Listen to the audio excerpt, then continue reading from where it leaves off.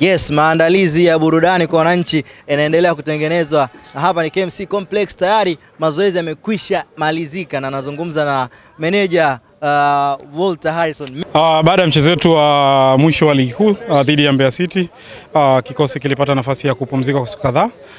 Tumeanza mazoezi siku ya Jumatatu, leo ikiwa ni siku ya tatu tangu Jumatatu kwa kuelekea kwenye maandalizi haya. Wachezaji ambao hawakupata nafasi ya kuitwa kwenye timu zao za taifa tuko nao hapa, na wale ambao wako kwenye timu za taifa wanaendelea na programu zao za timu ya taifa.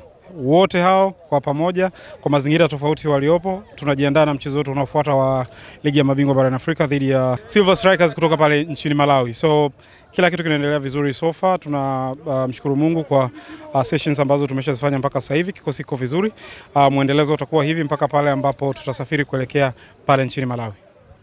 Mmepataja Malawi hapa na wananchi, tuna kampeni yetu Malawi kunaendeka. Ni wananchi wenyewe wamesema jamani, twendeni Malawi kwa sababu kunaendeka. Nyinyi benchi la ufundi mnasemaje?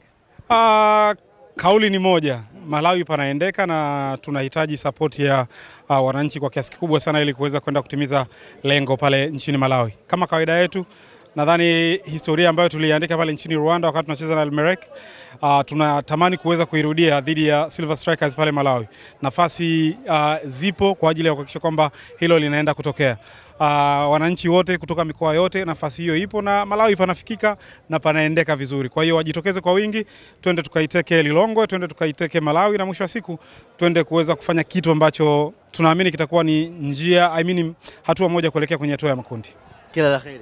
Inshallah. Shukran sana meneja mkuu huyu Walter Harrison akitamatisha hivyo kwamba Malawi panaendeka na tuna kila sababu ya kwenda kwa sababu tumeshafanya hivyo mara kwa mara. Mimi ni Alwatan Abdulaziz ambaye nakuhabarisha habari kede kutoka hapa Young Africans. Endelea kufuatilia Yanga TV, sehemu pekee ambapo unapata exclusive habari kutokea kwenye klabu yako pendwa. Usisahau kusubscribe kwa sababu ni muhimu sana ili uwe unapata habari kama hizi. Subscribe hivi sasa YouTube ya Yanga TV. Behind the MIC Alwatan Abdulaziz Kipanduka, behind the camera ni William Hezron Shemoka.